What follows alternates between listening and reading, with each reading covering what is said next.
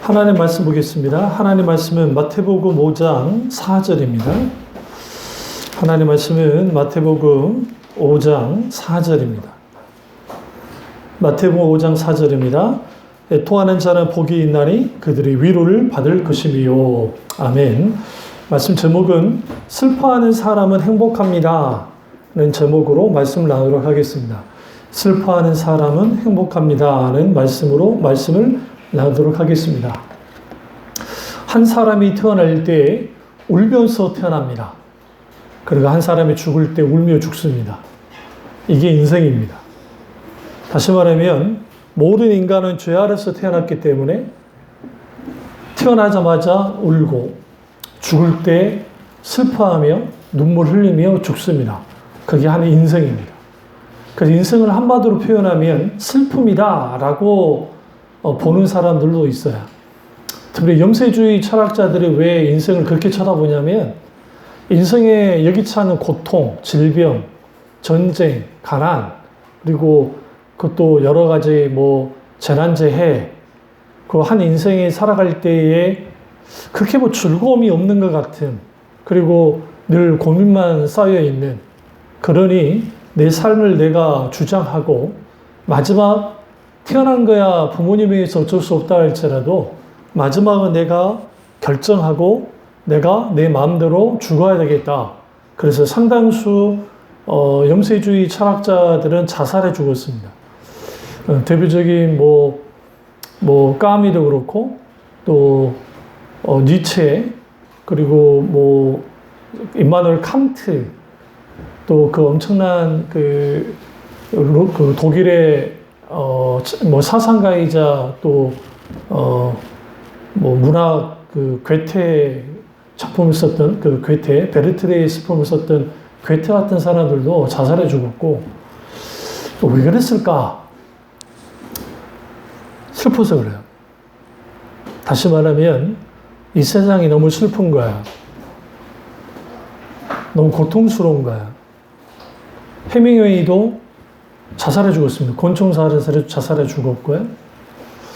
왜 그랬을까? 왜 그렇게 자살해 죽을까? 돈이 없어서 그런가? 좀 건강하지 못해서 그런 것인가? 누구나 근심 걱정 없이 살기를 원해요. 과연 어떻게 사는 게 행복한 것인가? 돈을 많이 가진 부자로 사는 건가? 내가 건강한 사람으로서 사는 게 행복한 것인가? 아니면 내가 뭔가 성공을 이루고 인기를 끌며 살면 행복한 것인가? 아니면 내가 좀 더 내 주위에 참 좋은 사람들이 많아서 그 사람들과 함께 정말 재밌게 사는 거, 그것이 행복인가? 여러 행복에 대한 기준이 있을 겁니다. 그러나 그 소유가 절대로 우리에게 행복을 가져다 주지 못한다고 지난주 말씀드렸고요. 내가 하나님 앞에 어떤 위치에 있는가가 우리 행복을 결정해요. 그러니까 지난주 말씀드렸어요. 내가 가난해야 돼. 누가 앞에서? 하나님 앞에서. 나는 아주 빈털털해야 돼. 내가 빈털털이니까 하나님을 의지할 수밖에 없고, 내가 빈털털이니까 하나님께 도움 구할 수밖에 없잖아요. 그런 사람들이 복되다는 거예요. 그러니까 예수님께서 기본적인 오늘날의 시대이든 예수님 당시이든 역사 이르는 모든 패러다임을 바꿔버렸어요. 어떤 식으로 바꿔놨냐면, 야, 니네 약한 게, 너희들의 지금 부족한 게, 너희들을 슬퍼하는 게, 너희가 핍박받는 게 그게 복인가 하냐? 라고 나온 거야. 근데 그게 왜 웃긴 거냐면, 안 그래도 지금 여기저기 뺨 맞고, 여기저기 지치고, 여기저기 힘들어 죽겠는데, 그 복되다 그러는 거야. 놀리는 것도 아니고. 그럼 왜 그러는 건가? 본래 인간은 아담과 하와가 타락하고 난 다음에 모든 인간은 악함 가운데 태어납니다. 그러니까 선선설이냐, 성악설이냐, 동양 같은 경우에는 성선설을 주장했던 게 맹자와 공자가 주장을 하고, 그 다음에 성악설은 순자라고 하는 사람이, 여러분 순자는 잘 모르겠지만, 순자라는 분이 인간은 악하다, 그러니까 이걸 성악설을 주장했어요. 세상에 서로 철학자들이 나눠져요. 소크라테스부터 아리스토텔레스, 그들이 또 주장들이. 그러면 그 왜 그런 주장들이 나오냐면, 인간이 원래 본래부터 선한가? 어린애가 죄 짓진 않잖아요. 감난쟁이가. 근데 아우구스티누스가 이제 주님 만나고 난 다음에 중생이 처음 하면서 뭘 회개하냐면, 어릴 때 엄마 젖꼭지를 꽉 문 것에 대해서도 회개했어요. 여러분, 아이들을 키워봤지만 애들이 성질 부려요, 안 부려요? 감난쟁이가 성질 부려요. 앙칼지게 울잖아요. 응? 그러니까 말을 못해서 그렇지 자기 감정 표현을 한단 말이에요. 그게 성질도 부리고 때로는 또 기만도 해요. 자서 보세요. 에서 보면 별 문제 없는데 심심하니까 막 해가지고 오게 만드는. 또 어린 아이들이 아직 세상 때가 묻지 않았는데 누가 시키지도 않았는데 거짓말 참 잘해요. 자기에게 유리한 방향으로 이야기를 만들어내기도 하는. 그 왜 그러느냐? 인간의 죄의 본성 가운데 있기 때문에 그래요. 그렇기 때문에 우리가 팔복을 어떻게 깊이 이해해야 되냐면, 팔복은 근원, 인간의 근원 문제를 다루고 있어요. 어떤 근원을 다루고 있냐면, 인간은 원래 가난하다는 거예요. 왜냐하면 인간은 아파르민, 티끌에서 왔으니까. 그럼 가치 있게 된 것은 네페샤야, 하나님의 생기가 부어져서 우리가 숨쉬는 존재가 됐기 때문에, 이걸 living soul이라는 표현을 썼어요. 영어 성경에는. 숨쉬는 존재가 된 것 뿐이지, 내 존재의 가치는 하나님이 없으면 아무것도 아닌 거야. 그런데 하나님 없어도 잘난 사람들이 이 세상에 너무 많다는 게 문제인 거야.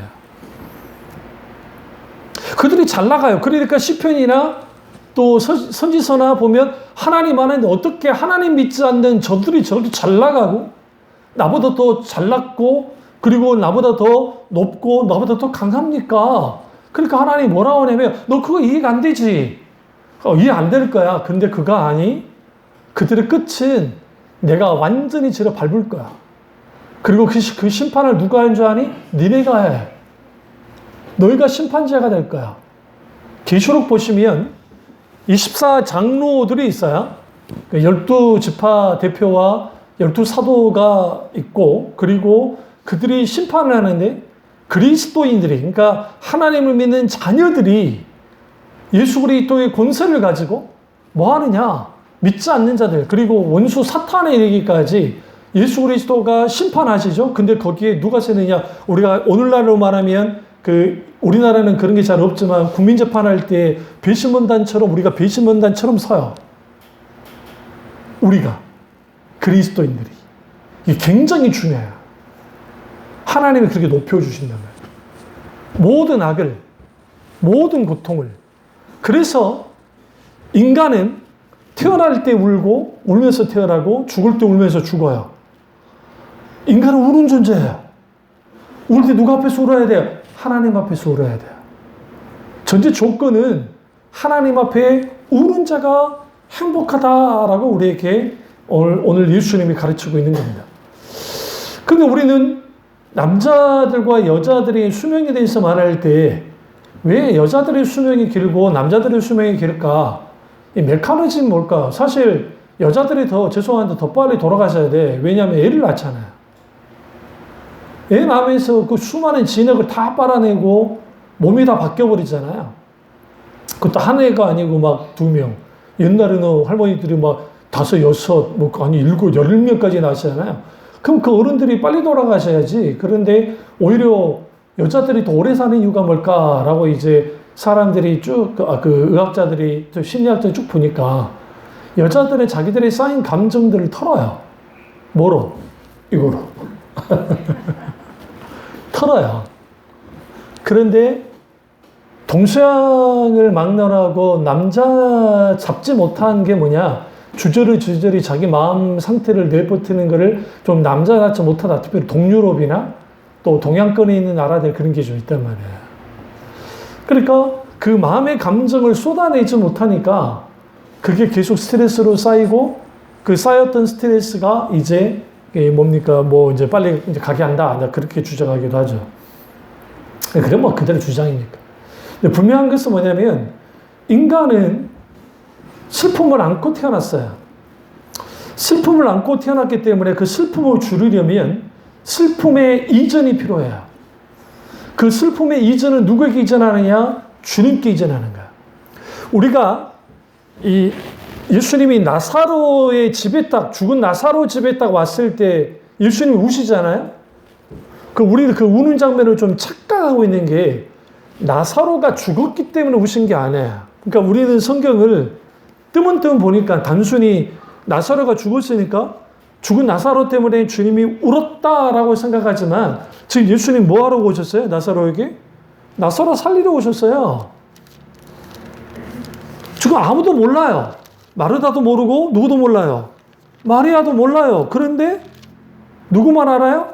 예수님이 나사로를 살리려고 오셨어요. 그러니까 예수님이 나사로를 살리러 왔기 때문에 단순히 나사로가 죽었으니까 예수님이 우신 게 아니라 그게 아니라 마르다와 마리아의 슬픔을 본 거야. 근데 그 슬픔 안에 주님이 같이 들어가셨어요. 그들의 슬픔의 원인은 나사로가 죽은 거예요. 오빠가 죽은 거야. 죽음에 대한 상실감, 죽음에 대한 아픔, 그 죽음의 고통, 다시는 볼 수 없다고 하는 그러한 절망감들, 그러니까 그 죽음의 슬픔을 울고 있는데 예수님은 살리러 오셨고, 그런데 살리러 오신 예수님이 갑자기 마르다와 마리아를 보시면서 그 우시는 것을 보면서 같이 우세요. 그래서 성경에 이런 표현을 쓰죠. 민망히 여기사라는 표현을 써요. 그러니까 한글 번역이 이게 민망히 여기다는 표현이 좀 이게 예전에 그 중국어 성경을 번역하고 좀 조금 가부장적인 그 해석이 조금 들어가 있어요. 성경에. 그거보다는 오히려 예수님이 슬퍼하셨다는 거예요. 근데 여기서 그냥 슬퍼한 게 아니라 애통했다는 거예요. 오늘 애통이 필요한 거예요. 아픔이 있는데 아파하면서 슬퍼하는 거예요. 주님이 같이 아파해주고 있어요. 다시 말하면 내 슬픔이 사라지려면 하나님이 나의 슬픔을 같이 아파해 주셔야 돼요. 그런데 주님이 내 슬픔을 아파해 주시려면 내 슬픔을 가지고 하나님께 나가야 돼. 그 대표적인 여자가 누구예요? 수가성 여인이에요. 예수님이 찾아오셨고 그녀가 발가벗겨졌다 했잖아요. 그녀의 슬퍼하는 원인, 그녀가 불행하게 했던 원인은 6명의 남편 때문에 그랬다 했잖아요. 그러니까 그녀가 거기서 갑자기 기뻐해요. 남편이 바뀌어서 기뻐했나요? 아니요. 예수님을 만났기 때문에 예수님이 그녀의 가장 아파하는 부분을 만져준 거예요. 그렇다고 한다면 우리는 세상 부귀영화를 누리면서 살면 행복할 것 같아. 슬픔 없을까요? 있어요. 모든 사람들은 어떤 사람들이든 살면서 사별의 아픔을 겪어요. 시간이 지나면 지날수록 우리 자녀의 나이, 우리 나이가 저도 그러잖아요. 저도 한 달이면 부고 문자가 약 한 3통에서 많을 때는 5통 정도가 와요. 그 노예에 있는 노예 목사님들, 뭐 어머니가 돌아가셨다, 아버지가 돌아가셨다, 뭐 장모님이 돌아갔다, 또 장인어른이 돌아가셨다, 그런 게 계속 날아와요. 그게 뭐냐면 이제는 우리 부모님들이 죽음에 가까이 가고 있는 것이고 동시에 우리 또한 서서히 죽음을 향해서 가까이 가고 있는 거예요. 나이 들면 위해서. 그런데 세상 사람들과 기독교의 차이는 뭐냐면 세상 사람들은 죽음의 그 자체가 고통이고 극한 슬픔이에요. 근데 그리스도인은 죽고 끝난 게 아니니까 달라요. 죽고 끝나면 억울할 것 같고 죽고 끝나면 그런 것 같은데 죽고 끝나는 게 아니라 죽고 난 다음에 하나님의 나라로 부활의 소망이 있단 말이에요.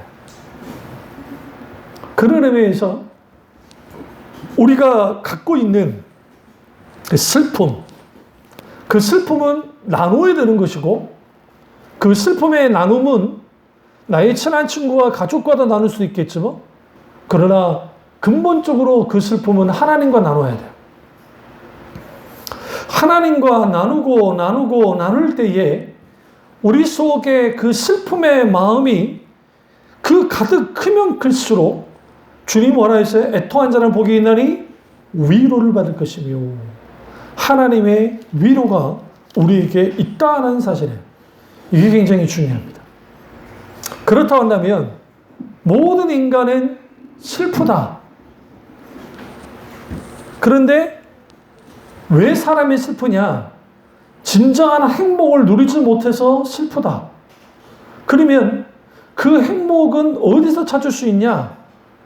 세상 사람들은 혹은 하나님을 정말 전인격적으로 믿지 않는 사람들, 나의 유일한 유의자 목적을 믿지 않는 사람들은 명예와 인기와 돈과 건강과 기타 등등 여러 가지가 내게 이게 있을 때 나는 행복하다라고 생각해요.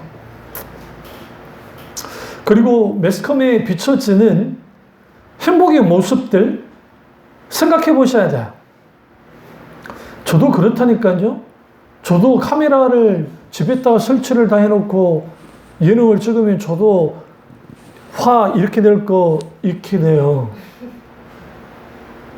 물론 이제 막가파들이 있습니다. 그거 상관없이 뭐 하는 사람도 있지만 사실 그거 보여주기식이에요.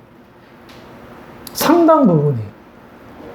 그러니까 여기서 우리가 슬픔을, 나를 힘들게 하는 것들, 나를 고통스럽게 하는 것에 대한 충분한 묵상이 우리에게 필요해요. 그러니까 시편과 욥기, 시편, 잠언, 전도서, 특별히 전도서, 아가서 이르기까지 시가서, 시로 써져 있는 시가서는 쭉 들여다보시면 인간의 근본적인 것들을 계속 깊이 묵상해요. 하나님 앞에. 시편은 자기 삶 속에서 경험한 하나님에 대하여, 그리고 여러 상황들, 승리하는 상황, 감사하는 상황, 고통 가운데 있는 상황, 아니면 아직 내가 여러 힘들고 어려운 상황이지만 꿋꿋이 한 걸음만 나가는 상황, 이런 상황 다 이제 모아서, 그리고 그걸 통해서 그들이 깊이 하나님 앞에 이 고통을 묵상을 해요. 어떤 힘든 일이 있을 때에 하나님 빨리 이 문제를 해결해 주세요, 이 고통에서 벗어나게 해주세요라고 기도만 하는 사람들은 설사 그 문제가 해결돼서 고통으로 벗어난다 할지라도 거기에 남는 게 하나도 없어요. 그래서 C.S. 루이스가 고통의 이유, 헤아려 보면 슬픔, 그리고 이 고통의 문제라는 책을 쓴 누굽니까? 팀 켈러 목사님? 그런 분들의 글을 쭉 읽어보시면 인간은 왜 고통당하는가? 왜 고통의 문제를 다룰 수밖에 없냐면 고통이 있으니까 슬픔이 있거든요. 그럼 그 고통이 왜 있는가? 제가 설교 소두에 말했어요. 인간은 태어날 때부터 슬프다고요. 죽을 때도 슬프다고요. 인간은 슬픈 존재라고요. 그런데 이상한 표현이 있어요. 성경 이사야서에 보시면 제 대신 화관을, 슬픈 대신 기쁨을 주신다. 제 대신 화관을 주고 슬픔 대신 기쁨을 주신다는 이사야서의 말씀부터 왜 나오냐는 거예요. 그 이유는 뭐냐면 환난과 고통을 통과하는 자들 속에서 주어져요. 다시 말하면 슬픔을 이긴 자들 속에서 주어져요. 하나님의 위로는 뭐냐면 그거예요. 제 가운데 있는 사람을 화관을, 꽃으로 화관을 씌워주고 슬픔인 자에게 기쁨의 옷을 입혀주는 거예요. 기쁨의 옷이라는 표현이 참 재밌잖아요. 슬픔의 옷을 내가 입고 있는데 기쁨의 옷을 입혀준다. 이게 궁극적으로 하나님 메시아가 이 땅에 오셨을 때 하나님 나라가 임할 때 이 일이 있을 것에 대해서 이사야가 예언을 하고 있는 것이고, 오늘날 우리에게도 우리의 삶 속에서 이런 하나님의 위로가 필요한 거예요. 다시 말하면 하나님의 위로가 우리의 슬픔을 이겨야 된다고요. 하나님의 위로가 우리의 슬픔을 이기게 하려면 우리는 그 고통을 하나님 앞에 가지고 나가고 그 고통 자체를 우리는 뭐 해야 돼요? 묵상해야 돼요. 왜 이 고통이 내게 있는지 뭐든지 그것이 내가 죄 때문에 있든지 나를 훈련시키기 위해서 있든지 내가 실수해서 있든지 기타 등 여러 이유 때문에 내가 고통을 당하고 슬프고 불행한데 그것을 가지고 주님 앞에 나아가는 거야. 여기서 조심할 게 뭐냐면 내가 저 사람 때문에 환경 때문에 뭐 때문에 이렇게 불행하고 내가 슬퍼요. 거기에 이루어져서 다 쏟으면 안 돼요. 하나님 찾을 시간을 허비하면 안 돼요. 모든 사람들은 자신의 슬픔을 하나님께 가지고 나가버려야 돼요. 아담과 하와가 타락했어요. 선악과를 따먹었어요. 근데 잘 들여다보세요. 하와가 울었나요? 울었어요. 눈이 번쩍 뜨죠. 누구 때문에 울었어요? 아담 그 자식 때문에 울었어요. 내가 언제 하와 달라 했어요? 저 여자가 따줬잖아요. 그랬어요. 성질나서 눈물이 찌끔했어요. 두고 보자. 늙으면 가만 안 둔다. 그때부터 생긴 거예요. 하와 할머니가. 근데 난 당하고 있을 수는 없잖아. 하와가. 뱀을 딱 본 거예요. 저게 나를 했어요. 라고 한 거예요. 좀 이상하지 않을까요? 엄청난 죄를 졌잖아요. 근데 그 죄의 무게도 분명히 알고 있어요. 왜? 하나님을 피했으니까. 주님이 오셔서 찾았는데도 피해 있었잖아요. 도망쳐 있었잖아요. 숨어 있었잖아요. 그러니까 그게 얼마나 그런 걸 알아. 그런데 그들이 하나님 앞에 울었나요? 회개하면서 울었냐고요? 안 울었어요. 하나님이 슬플 뿐이에요. 연예인들 중에 아주 밝은 연예인들 있잖아요. 뭐 이제 노홍철 씨라든지 또 막 텐션이 좋은 막 사람들을 보세요. 나는 슬픈 거 못 봐. 나는 무조건 막 즐거워야 돼. 기뻐해야 돼. 그 이유는 뭐냐면 그 긍정적인 삶 사는 건 참 좋아요. 그런데 그 내면 세계에는 조금이라도 슬픔이나 아픔이 이걸 못 견디는 성격이에요. 그러니까 이런 사람들의 특징들이 회피형이에요. 그 고통을 회피하기 위해서 이걸 극대화시키는 과하게. 그러니까 그런 사람들의 그 삶, 그 개인적인 삶을 딱 들여다보면 아주 심연에 이렇게 누르는 경우가 많습니다. 근데 왜 그러냐면 인간은 그 하나님 앞에 표현해야 돼요. 표출해야 돼요. 예수님을 이해할 때 예수님 웃은 적 있어요, 없어요? 있어요. 웃었다는 표현이 없었을 뿐이지 예수님의 그 비유 가운데 아주 위트 있는 유머스러운 그러한 내용들이 굉장히 많아요. 또 하나는 예수님이 우셨다는 기록은 참 많죠. 웃었다는 표현보다는 울었다는 표현이. 그 이유는 뭐냐면 예수님이 이 세상을 딱 살아갈 때에 우리가 이 슬픔을 지고 살 수밖에 없어요. 그래서 계시록에 이전 세상은 슬픔과 눈물이 마르지 않는데 새하늘과 새 땅이 말 때 주님이 뭐고 우리의 눈물에서 눈물을 거둔단 말이지. 다시는 눈물이 없게 만든다라고 하죠. 그건 누구를 통해 가능하다는 거야? 하나님 아니면 불가능한 거야. 근데 그것은 완전한 하나님 나라가 임할 때 임하는 것이 주님 재림 때 일어나지만 우리가 살아갈 때 그런 일이 벌어지지 않느냐? 그렇지 않아요. 우리가 살아갈 때에도 주님의 위로가 우리의 슬픈 눈물을 닦아주는 거예요. 그러려면 우리는 철저하게 우리의 슬픔을 가지고 하나님께 나가야 돼요. 눈물을 가지고 하나님 앞에 나가야 돼요. 그랬을 때에 우리가 거기에 행복이 뭔가 한번 생각해 봐야 돼요. 행복은 자신을 창조한 창조자를 성령의 역사 가운데 경험하여 아는 것이 진정한 행복이에요. 왜냐하면 하나님이 인간을 창조한 목적이 있어요. 그 목적은 크게 두 가지인데 하나는 하나님을 영원토록 영화롭게 하라고, 두 번째는 영원히 행복하지 않은 게 하나님과 행복하려고. 하나님을 영화롭게 하고 하나님과 영원토록 행복하려고 인간을 창조했어요. 그리고 우주 만물은 누구한테 줬다? 인간에게 주셨어요.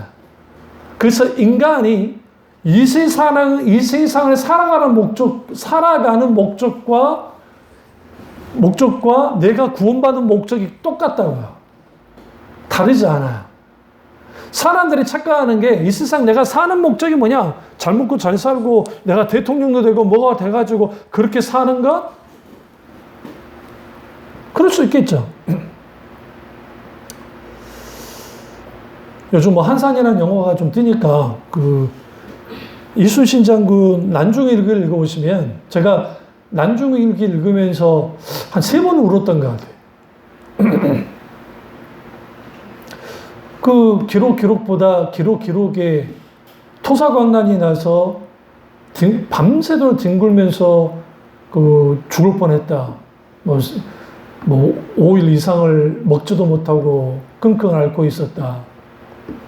근데 어머니 걱정도 하고 뭐 다른 것도 있지만 특별히 칠천간 해전에서 호균이 다 말아먹으니까 거기서 이순신 장군 마음을 딱 쳤는데 거기서 목 놓아 울었다는 거예요. 대성통은. 그때 눈물이 좀 났고 가장 눈물이 많이 난 것은 셋째 아들 막내가 죽었을 때 그게 난중일기에 기록이 나오거든요. 표현을 하는데 차라리 나 때문에 내가 죽은 것 같다는 거예요. 왜냐하면 일본 놈들 다 죽였는데 그 명랑해전 이후에 한 4, 5개월 있다 3개월 정도 지나고 일부러 아산까지 일본군들이 가요. 복수하려고. 그래서 거기를 한 거예요. 그러니까 그 아들이 아산 사람들 막 잡아 죽이니까 목표는 이순신 장군 아들들, 가족들인데 이 막내가 피하면 되네. 피하라 했는데 안 피했어요. 어떻게, 지금 목표는 우리인데 안 한다. 나가서 싸우다가 거기서 죽은 거예요. 장렬하게 싸우고. 그럼 보세요. 그 슬픔이 얼마나 크게 있어요. 그리고 이제 노랑해전을 앞두고 결연한 이제 하잖아요. 거기에 난중일기에 나와요. 내가 죽어도 상관없다는 거야. 죽음을 딱 내려놔요. 우리가 예수 믿지 않는 이순신 장군이지만 우리 주님이 몰랐으니까 복음이 들어오지 않았으니까 그 당시는 우리가 슬픔 앞에 딱 섰을 때 딱 마주하게 되어지면 슬픔에 내가 잡아먹히든지 하나는 근데 이제 이순신 장군 같은 경우는 잡아먹힌 듯 했지만 이긴 거죠.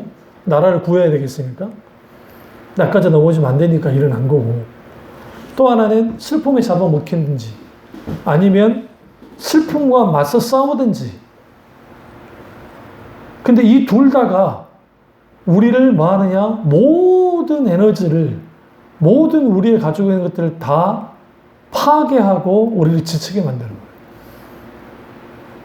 그래서 우리의 모든 슬픔을 누구에 가지고 나가야 되느냐? 하나님께 가지고 나가야 돼요. 그분이 아버지니까 그래요. 아버지가 아니면 괜찮아요. 세상 신이면 잘 보세요. 사람들이 신 앞에서 빌어요. 네팔 같은 데 가보면 길거리마다 힌두교 신전들이 있어요. 그러니까 가면서 막 빌면서 가요. 그러니까 이전에 정상회담이라는 외국 사람들에서 비정상회담이라는 그 프로그램이 있었잖아요. 예능 프로그램. 그때 네팔에 사는 친구, 그 아버지에 대한 보이는데 그 아버지가 집까지 그냥 걸어가면은 가게까지 걸어가면은 한 10분 정도만 걸어가는데 한 2시간 걸어서 그 가게로 오는 거야. 왜 그런가 했더니 가는 데마다 신이 있으니까 신한테 그러니까 이제 제작진이 물어본 거지. 뭘 그렇게 비세요? 그러니까 우리 가족의 안녕과 고통 없이 아프지 않고 그런 걸 빌고 있어요. 그럼 어쩌다 보니 아니 매일 그렇게 해요. 아주 아침 일찍 나와서 2시간 걸어가지고 2시간 지나가지고 가게에 가요. 원래 하나님은 그렇게 믿는 사람도 있어요. 하나님 내 고통과 내 문제, 내 이러한 것들을 막아주세요. 물론 하나님 방어적 기도 속에서 막아주기도 해요. 그러나 그 기도만으로는 안 돼요. 우리의 모든 슬픔과 우리의 모든 고통과 우리의 이러한 아픔을 하나님께로 가지고 나가야 돼요. 그리고 하나님 앞에 울어야 돼요. 그래서 그 통하고 자복하는 자들, 이 통하고 자복하는 자의 제사를 하나님이 받으신다라고 싶은 기자 말이에요. 이 다윗이 그런 거거든요.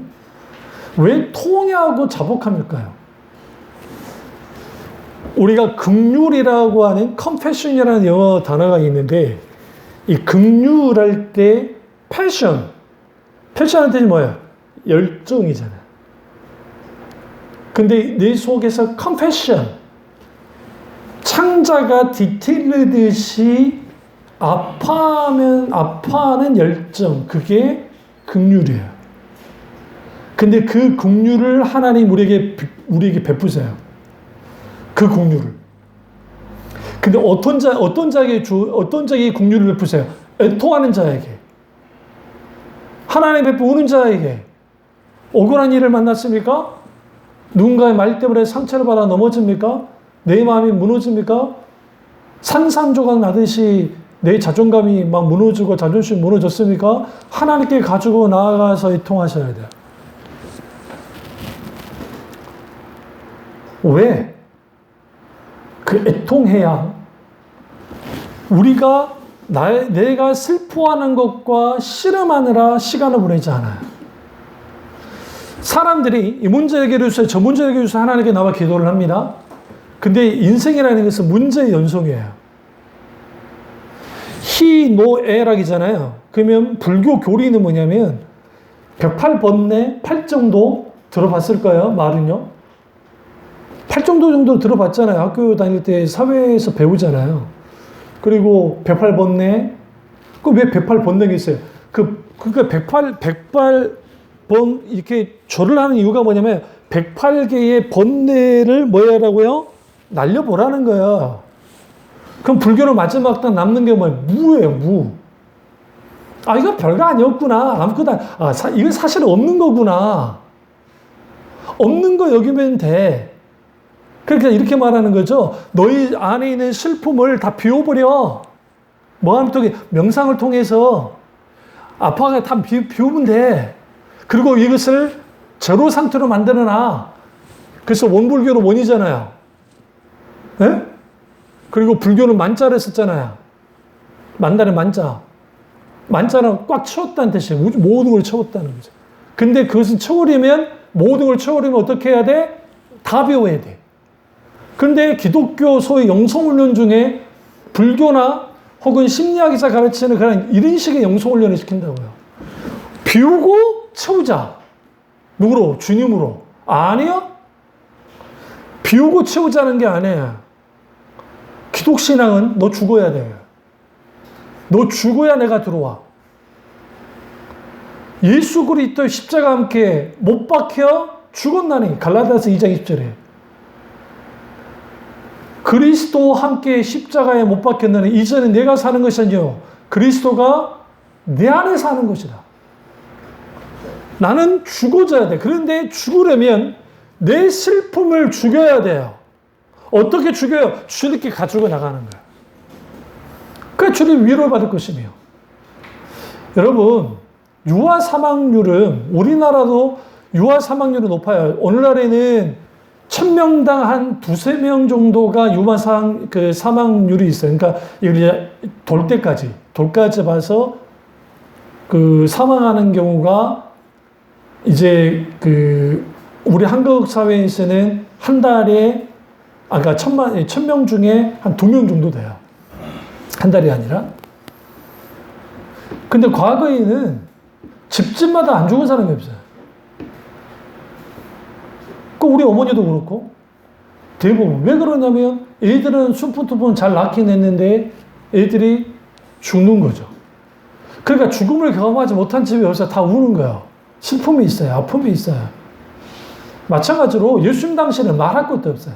그러니까 예수님 당시에는 말할 것도 없기 때문에 애 낳다가 죽는 사람도 많았고, 그러니까 그 속에서 슬픔을 안고 산다는 거예요. 근데 주님 우리에게 말해요. 너희는 슬픔을 안고 살지 마. 그 슬픔을 안고 살지 말고 위로 가운데 살아라는 거야. 과거의 슬픔을 안고 살고 과거에 묶여 살면 불행해져요. 대표적인 게 세월호 부모님들. 이해해요. 어떻게 내 자녀를, 생태 같은 자녀들을 잊고 살겠어요. 그럼 죽을 때까지, 그 부모가 죽을 때까지 그 아픔을 가지고 살아요. 그런데 문제는 뭐냐면 그것만을 아파하면 남아있는 자식들이 상처받고 남아있는 가족들이 고통을 당해요. 그래서 가정이 해체되고 거기에 부모와 자식 간에 문제가 생기는 거예요. 아니면 그것이, 그러니까 그 부분이 있는 거예요. 그러면 그들 중에 기독교인들이 있는데 헤아릴 수 없고 상상할 수도 없고 표현할 수 없는 그 고통, 제가 어떻게 알겠어요? 그 경험이 없는데. 근데 분명한 것은 하나님의 아들을 이 땅에 보내서 죽였단 말이에요. 하나님은 그 마음을 알아요. 왜? 내 아들을, 예수 그리스도를 죽게 했기 때문에. 그래서 그 아픔도 하나님께로 가지고 나가야 돼요. 그래야 하나님의 위로와 나의 슬픔을 바꿔야 돼요. 주님이 그 말을 하는 거예요. 내가 바꿔줄게. 근데 너 마음껏 아파해도 돼. 괜찮아. 과거 제가 어렸을 때에 이제 초상이 나면 목사님들이 이제 장례 예배를 드리는데 그때는 뭐 장례식장에서 하는 게 다 집에서 하니까. 그러면 믿는 가정에서 할 때는 목사님들이 울면 화를 내셨어요. 울지 말라고. 왜 울어? 어차피 부활하는데. 믿음 없이 왜 이러는 거야? 그러면 이제 사람들이 울음을 꾹 참고 장례를 다 치러요. 그러니까 울음소리가 거의 안 나. 그게 믿음이라고 생각한 거야. 근데 아주 잘못된 거예요. 왜 그러냐면 부활의 신앙이 있으니까 울지 말아라 말 자체는 옳아요. 그런데 과도하니까 너무 과도하게 울면 안 됩니다까지는 괜찮아. 그런데 아예 우는 것 자체를 막아버립니다. 그런 경우가 있었어요. 목사님들 중에. 특별히 아주 보수적인 신학을 했던 목사님들이. 네, 울어야 돼요. 예수님도 우셨어요. 다만 상실의 아픔만을 놓고 울면 안 돼요. 내 감정 속에서 아픔 그 자체를 가지고 느끼며 우세요. 그런데 울 때 그것을 하나님께로 가지고 나가야 돼요. 그런 의미에서 마르다가 지금 찾아오신 예수님을 찾아 나왔다는 게 굉장히 귀하고, 그러니까 나의 슬픔의 현장 속에 하나님이 함께 했을 때 거기에 주님을 만나고 주님과 교제 나누고 할 때에 이 불행한 상황이, 이 고통의 상황이 오히려 하나님 앞에 행복이 되는 거예요. 그래서 하나님을 만나는 것, 하나님을 경험하는 것이 행복이라고 그래서 말하는 거예요. 행복의 상황이라는 게 내가 집도 큰 집을 갖고 있고 근심 걱정 없이 살만한 그런 것을 다 갖췄으니까 괜찮은 것이냐? 행복한 것이냐? 제가 얼마 전에 광주 내려갔다 왔잖아요. 형이랑 이야기하면서 형이 그 말을 하더라고요. 어떤 분이 이제 병이 걸리셨는데, 암이 걸리셨는데, 또 다른 돈 많은 장로님도 암이 걸리셨어요. 신방을 자주 갈 거 아니에요, 형이. 수술도 다 잘 되고, 이제 뭐 하긴 했지만, 가셨는데, 하면 말이 그래요. 돈이 아무리 많고, 집이 아무리 크고, 한 분은 임대주택이 아주 짧게 사시는 분이고, 한 분은 집이 크는데, 근데 그 말한 거예요. 집만 큽디다, 그래요. 다를 거나 없고 다 똑같습니다. 똑같다. 우리 여기에서 어떤 교훈을 갖게 되냐면 보는 거잖아요. 우리 생각에는 야 저러면 행복할 것 같아. 뭐 이러면 행복할 것 같아. 그 행복은 그 사람한테 딱 물어보세요. 행복하십니까? 행복하다 그래요. 그러니까 덴마크 사람들한테 설문조사를 하면 행복하다는 말을 그게 자기들 부담감을 갖는데요. 하도 1등 하니까. 근데 우리나라는 좀 달라요. 우리나라는 대통령도 욕하는 사람들이잖아요. 중국 유학생들이 이해 못하는 거 하나. 어떻게 나라 대통령을 바로 눈앞에서 이 새끼 저 새끼 하냐는 거예요. 권위주의 국가에, 공산주의 국가에서 왔으니까 이게 이해가 안 되는 거예요. 응?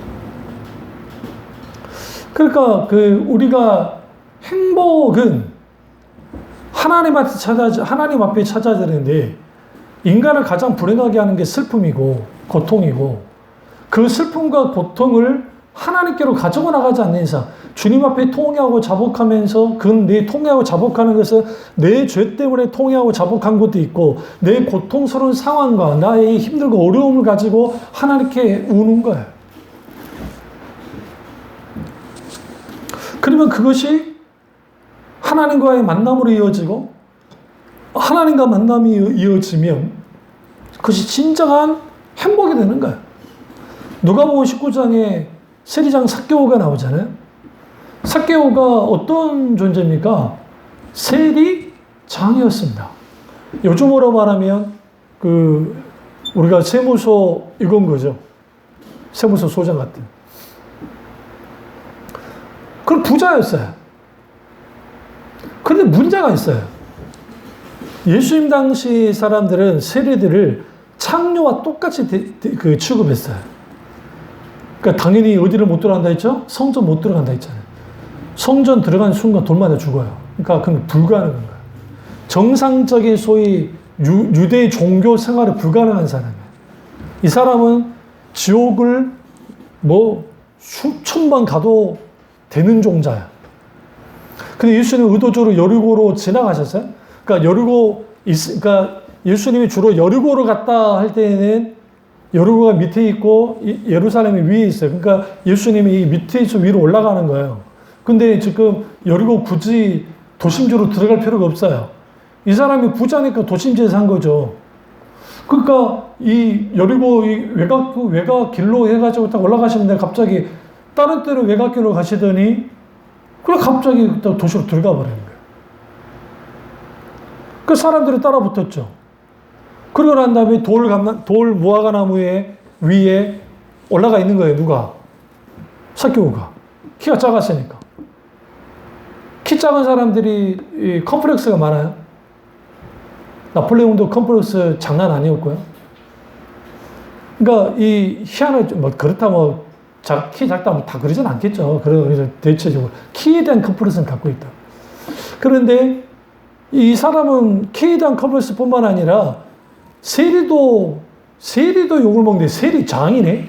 악마 중에 악마지. 그러니까 이거 사람이 사는 게 아니에요. 부자고 누구도 세리한테는 삭개오한테는 함부로 못해요. 함부로 하는 순간 패가 이건 끝장이 날 수 있기 때문에 세금을 막 때려버리면 끝나버리죠. 그러니까 감히 그럴 수는 없어요.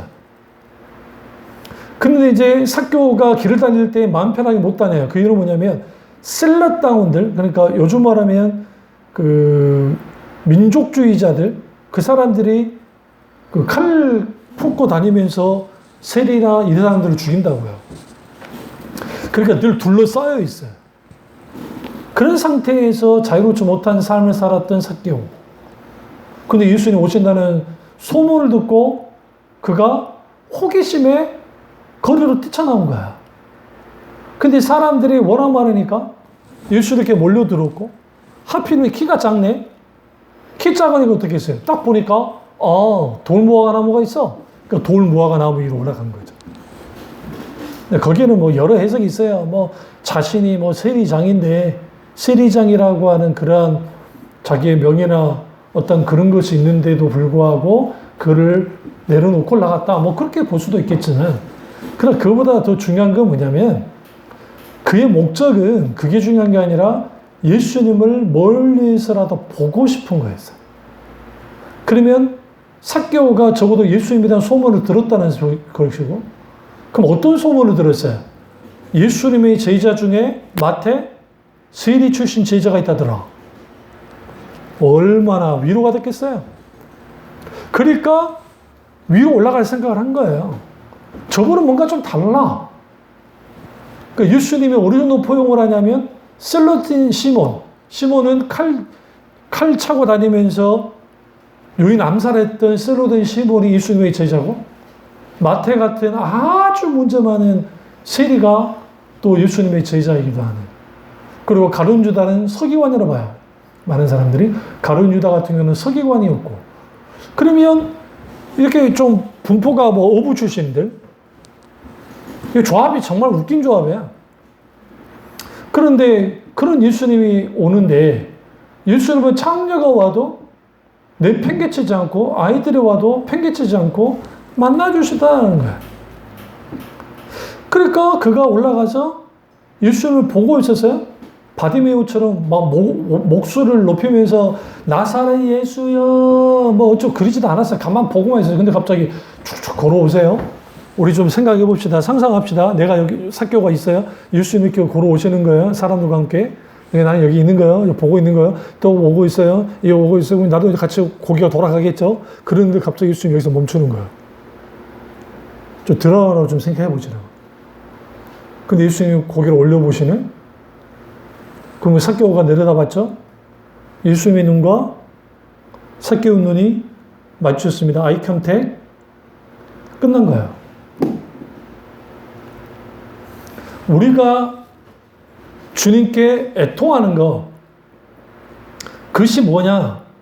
하나님의 내 눈과 내 눈이 마주치는 거예요. 근데 예수님이 마르다를 만났을 때 마르다의 눈에서 눈물 나는 것을 보셨잖아요. 예수님의 눈과 마르다의 눈이 아이 컨택 하는 거야. 마주쳤고 마리아도 마주쳤어요. 하나님의 눈이 우리의 눈물에 집중해요. 그러니까 우리를 본다고요. 그래서 더 패션 오브 크라이스트의 영화를 멜 깁슨이 만들 때 많은 영화 평론가들이 눈물 떨어진 것을 아주 이거는 뭐 말도 안 되고 정말 개떡같이 만들었다. 어떻게 저 따위로 만드냐고 그렇게 악평을 했지만 많은 기독교인들이 특별히 목사님들이 그 부분을 집중했어요. 그 하나님의 눈물에. 그 눈물이 땅에 떨어지면서 예수님이 이제 완전히 그 구원의 역사가 이제 일어나잖아요. 십자가에 예수님 돌아가시고 이제 다이로타 돌아가시잖아요. 그 하나님의 눈물을 우리 속에 머금는 거예요. 그게 뭐냐? 내 눈물을, 내 슬픔을 주님께로 계속 가지고 나아가서 쏟아 붓는 거예요. 그래서 주여 내 눈물을 어디 유리병에 호리병에 담아주소서 그러잖아요. 내가 담는다잖아요. 그 표현은 뭘 의미하냐면 내 눈물을 병에 담아. 이 짓을 누가 있느냐? 네로가 있어요.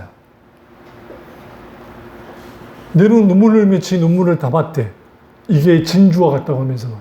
그런 의미가 아니에요. 거기서는 눈물을 담는 것은 주님이 담아지잖아요. 눈물이 담아지잖아요. 주님 이 눈물 좀 봐주세요. 이렇게까지 많이 울었어요, 하나님. 내 눈물 보고만 계실래요? 내 눈물에 대하여 주님 어떻게 하실래요? 나 이렇게 울었어요. 이렇게 눈물을 많이 흘러요. 알았어. 주의 손으로 눈물을 담아 내 병에 담으소서라고 표현해요. 주님이 내 눈물을 손에 담아서 주님이 내 병에 담으소서. 이게 회개 기도고 이게 주님께 나아가서 우리의 슬픔을, 우리의 아픔을 눈물지어 기도하는, 그게 우리의 슬픔을 주님께 우리가 가지고 나가는 거예요. 그러니까 삭개오가 주님과 마주쳤어요. 근데 딱 이 말씀만 예수님이 내려와. 보세요. 예수님이 올려다보고 계셨어요. 이거를 굉장히 성경에 우리가 이걸 좀 깊이 좀 보세요. 올려다보고 계시다가 삭개오가 내려와요. 그러니까 주님이 이제 보셨겠죠? 눈이 이렇게 내려오겠죠? 내려온 거 같이 봤겠죠? 내려왔어요. 이제는 삭개오가 예수님을 올려다보게 됐어요. 우리는 모든 그리스도인들은 주님을 올려다봐야 돼요. 주의 눈에 우리 찬양 가운데 그런 찬양 있잖아요. 눈물이 있고. 그러니까 우리가 그러면서 우리가 주님을 바라보면서 때로는 기쁨의 환희의 눈을 뜨지만 때로는 슬픔이 많으니까 이 세상이. 그 슬픔의 눈물을 울고 있어요. 그럼 주님 뭐라 합니까? 왜 울어? 그러지 않아요. 예전에 이산에서 이서진이가 맞나? 이산이 아니지. 라는 거 어쨌든 아프냐? 나도 아프다 했잖아요. 에? 주님이 너 우니? 나도 울어. 그러면 삭개오가 어떻게 반응했다는 것을 성경에 나오지는 않는데 주님을 바라보고 주님과 대화를 나누고 근데 갑자기 주님이 하는 말이 내려오라 것까지는 이해가 돼. 네 집에 가자는 거예요. 이거는 충격이에요. 왜 그러냐면 어떻게 내 집에? 삭개오가 얼마나 좋았겠어요. 좋아서 사람들을 해치고 집으로 예수님 모시고 가는 거 예수님이 따라갑니다. 그리고 그 집으로 들어갑니다. 그러니까 사람들이 화가 난 거예요. 그 예수님의 제자들을 쥐잡듯이 잡는 거예요. 야, 네 선생이란 작자가 저 세리 따위의 집에 들어가냐 하면서 막 욕을 해대는 거예요. 들으라 욕했을 겁니다. 야, 미친 예수야. 들어갈 데 없어. 거기 매국노 집에 들어가냐. 오늘날 말하면 아베, 예? 아베는 뭐 죽었지만 어쨌든 내가 아베를 만난 거예요. 내가 아베를 만나가지고 아베한테 머리에 축복을 해주는 거랑 똑같아. 기도를 해줘. 이또 히로부미한테 그런 거 똑같다고요. 그럼 사람들은 이해할 수 없죠. 분노하죠. 그런데 성경가 말하지 않지만 눈물 안 나겠어요? 그 전에 인생에 자기를 짓누르고 있던 모든 것들을 주님이 그 집에 들어오심으로 말미암아 모든 게 무너져. 그러니까 그의 반응이 굉장히 중요해요. 성경에 그런 반응이 없어요. 딱 이렇게 와잖아요. 주님, 내 재산의 절반을 팔아 뭐 하겠고 가난한 자에게 나눠주겠습니다. 그뿐 아니라 내가 토색질을 하면 4배나 갚겠습니다. 이 토색질이라는 표현이 왜 중요하냐면 더 이상 월급 받고 살지 않겠다는 뜻이에요. 세리는 월급이 없었어요. 이런 이야기도. 우리 생각에 세리니까 월급이 있었을 거라 생각하잖아요. 없었어요. 로마가 한번 뜨다가 헤롯 분봉왕이 뜨다가 대제사장이 뜨다가 그리고 세리가 뜨다가 근데 이 모든 일들은 세리가 다 해요. 특별히 로마 세금은. 그러니까 자기들도 먹고 살아야 되잖아요. 먹고 살아야 되니까 더 뜯은 거야. 그걸 자기들에게 가져가는 거야. 그런데 그걸로는 만족이 안 되잖아. 그러니까 말도 안 되게 토색질을 하는 거야. 막 다 빼앗는 거야. 토색질하지 않겠다는 것은 이제는 정당하게 근데 그가 부자였기 때문에 내 재산의 반만 가지고 살겠다는 의지가 거기에 강하게 깔려 있어요. 그럼 뭐도 팔아야 될까요? 큰 집도 팔았을걸요. 성경에는 침묵하고 있지만 전승에 의하면 삭개오가 후에 주의 종이 됩니다. 감독까지 됐다는 표현이 있어요. 그러니까 우리 여기에서 하나님의 한 사람의 우리의 눈물을 주님이 담기를 원하고, 근데 우리의 슬픔에 대하여 주님이 외면하지 않으시고, 우리 가운데 같이 들어오셨는데, 그렇다고 한다면, 어떠한 슬픔이든, 어떠한 아픔이든, 우리는 어떻게 해야 되느냐? 하나님께 우리의 모든 슬픔을 내보여야 되고, 넘겨드려야 되고, 그 위로는 하나님께로부터 위로를 받아야 돼요. 자칫 잘못하면 우리는 어떤 실수를 하냐면 사람의 위로에 목말라는 사람도 있어요. 사람의 위로가 필요하긴 해요. 그런데 지금 하나님의 위로가 필요하면 하나님께 부르짖어 기도할 때이고, 하나님의 위로는 모든 절망 가운데 희망을 주고 다시 일어나게 하는 회복의 기적을 일으킨단 말이에요. 이게 하나님 앞에 복이에요. 그래서 하나님 앞에 울면 하나님도 울어요. 저는 그거를 경험했어요. 중학교 2학년 때 십자가 2층에서 십자가를 보면서 막 이제 은혜가 있을 때에 그때가 거의 이제 늦가을이었는데 지금도 있지 않는 게 십자가를 보는데 여전히 아버지 뭐 그 상황이 있고 힘들고 어려운 상황, 아픔이 있잖아요. 그런데 막 그렇게 나 혼자 막 울고 있었어요. 막 울고 있는데 갑자기 그런 감동이 오는 거야. 십자가에서 예수를 또 죽일 때 오셨던 하나님. 이 성령이 감동하는 거예요. 그때 우리 찬양 가운데 얼마나 아프실까 하나님의 마음은 이런 찬양이 후에 나오긴 했지만 그러니까 그때 그 감동했던 찬양은 이건 아니고 하늘 가는 밝은 길이 내 앞에 있으니 이 찬양이에요. 예수 공로 의지하여 펑펑 울었어요. 하나님이 나와 함께 우신다는 걸 알았을 때. 그러니까 설교를 많이 들었죠. 근데 하나님이 나 때문에 운다는 건 그때 알았어요. 나 때문에. 그래서 우리가 우리의 이 아픔을, 고통을 왜 하나님께 가지고 나가야 되느냐? 그래야 하나님의 위로를 경험하고, 그래야 하나님의 위로의 손길을 경험하고, 그래야 하나님의 놀라운 위로를 맛볼 수 있기 때문에 그래요. 우리 찬양 가운데 그 가스펠송 중에 하나님께로 더 가까이라는 찬양 있잖아요. 하나님께로 더 가까이 갑니다.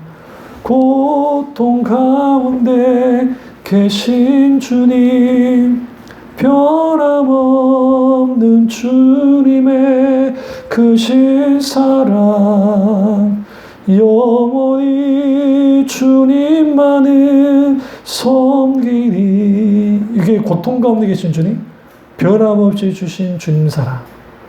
자, 이 말씀 준비하면서 오늘 오후 설교가 그래서 하나님의 사랑의 높이와 길이와 넓이와 깊이, 그 사랑이 얼마나 깊고 높고 넓고 정말 높은지를 오늘 설교할 텐데, 그 사랑이, 그 위로가, 이 말씀 끝내겠습니다. 직접적이라는 게 중요한 거예요. 성령께서 직접적으로 그 위로 가운데 있게 만들어요. 그래서 우리가 숨 쉴 수 있어요. 그래서 주눅죄에 들지 않아요. 그래서 나의 슬픔이 기쁨으로 바뀌어져요. 나의 불평이 감사로 바뀌어지기 시작해요. 내가 다시 일어설 수 있는 용기를 갖게 되어지고, 또 하나님의 놀라우신 은혜를 보면서, 아, 그렇구나. 세상 사람들은 슬프고 고통스러운 일 있으면 그걸로 끝나고 술 먹고 풀거나 수다 떨거나 맛있는 거 먹거나 아니면 여행을 가거나 뭘 하거나 자연 속에 있거나 하면서 풀지만, 우리는 여행 가고 자연이 나가고 그것까지 나쁘지 않죠. 그런데 그보다 더 하나님께 나가야 돼요.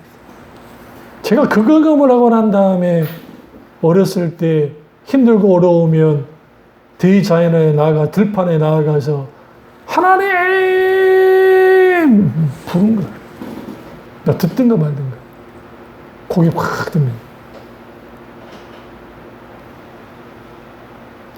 왜 아직도 나를 혼자 내버려 두세요? 라면 어쨌든 좋을 때, 은혜 받을 때는 하나님 감사합니다. 열받을 때는 왜 이러는 거야? 하면서 반말 비슷하게 하게. 너무 슬프고, 아버지 돌아가셨을 때 국화를 사고 오는데 우리가 살던 동네 산으로 혼자 올라갔어요. 원래 집으로 가야 되는데. 이제 사진 보면 거기에 좀 바위가 하나 있는데, 그게 우리 아지트이자 그 바위 위에 딱 올라가서 예전에 비서로 넘어간 집을 내려다보면서 눈물이 찔끔 나는 거야. 응? 아버지 돌아가셔도 울진 않았으니까. 근데 고개를 쭉 들었는데 하나님이 나를 탁 보고 있는 거야. 그런 이제 그 성령의 그 놀라운 임재. 거기서 목 놓아버렸어요. 꺼이꺼이 울었어요. 그 울고 있을 때 형이랑 어머니는 밥을 잡수고 계셨대. 나의 식음을 전폐했거든. 나 안 먹었거든. 밥도 안 먹었거든. 그게 그 아버지 죽음 때문에 뭐 충격 때문에 안 먹은 게 아니라 안 넘어갔어요. 그 걱정할 정도. 꺼이꺼이 울고 하나님 앞에 하는데 그 아버지에 대한 용서. 거기서 용서를 했어요. 그 자리에서. 그리고 내려가서 좀 있다가 이제 좀 지나고 난 다음에 그 다음 밥을 먹었어요. 우리 여기에서 뭘 알 수 있냐면 우리의 그 근원적인 아픔, 슬픔, 막 이게 막 있잖아요. 그런 거. 그게 우리를 슬픔하게 만들거든요. 근데 그걸 하나님이 치료해요. 하나님 위로가. 그래서 우리가 그 하나님 위로가 늘 사셔야 돼요. 이런 명심하십시오. 나는 상처받을 수 있다. 나는 상처도 준다. 그러나 상처를 계속 크게 만들지 말자. 왜? 하나님의 위로를 계속 받으며 살자. 하나님의 위로가 있을 것이며. 그러니까 예수님이 이렇게 말해요. 그러니까 우리가 뭐예요? 스마일, 미소 짓는 거예요. 그 놀라운 은혜가 저와 여러분의 길수미를 축원합니다. 기도하겠습니다. 기도하실 때 오늘 이 말씀이 나의 말씀, 우리 말씀 되게 잠깐 기도하겠습니다.